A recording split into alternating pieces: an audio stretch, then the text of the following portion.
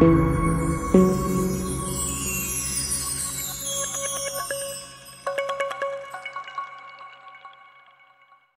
سال پہلے کی بات ہے کہ ایک بہادر شہزادہ جس کا نام سیف تھا گھوڑے پر سوار ایک بادشاہ کے محل کے پاس آیا۔ وہ یہ دیکھ کر بہت حیران ہوا کہ سارے ملک میں ہر کوئی عاداس ہے۔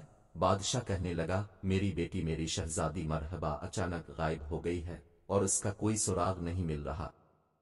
شہزادہ سیف نے وعدہ کرتے ہوئے کہا، میں شہزادی کو تلاش کر کے لاؤں گا۔ پھر وہ گھوڑے پر سوار ہوا۔ اس نے شہزادی مرحبا کو پہاڑوں پر جھیلوں میں تلاش کیا۔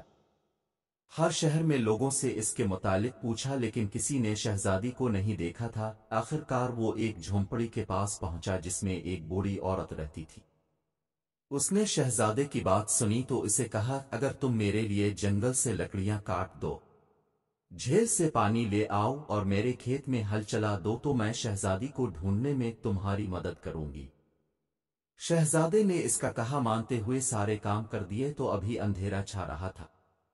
اس نے شہزادے کو ایک موم بتی دی اور کہا، اس موم بتی کو جلاؤ تو تم اس سلطنت کے ذرے ذرے کو دیکھ سکتے ہو۔ شہزادے نے موم بتی کی روشنی میں ایک بہت بڑا سیاہ رنگ کا قلعہ دیکھا جس کے اندر شہزادی مرحبا قید تھی۔ بوڑھی عورت کہنے لگی، یہ سیاہ گھڑ سوار کا جادو کا قلعہ ہے۔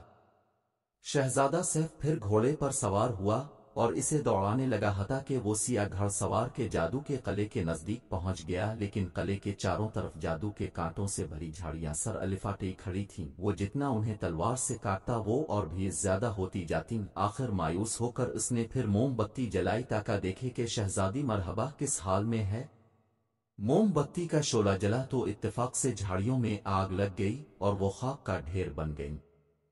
سیاہ گھڑ سوار گھوڑے کو تیز بھگتا ہوا قلعے سے باہر نکلا اور شہزادے سیف کے ساتھ تلوار سے جنگ کی جس میں شہزادے نے اسے شکست فاش دی۔ لہذا بادشاہ نے بہادر شہزادے کو اپنی آدھی سلطنت انعام میں دی اور شہزادی مرحبا سے اس کی شادی کر دی اور پھر وہ ہنسی خوشی رہنے لگے۔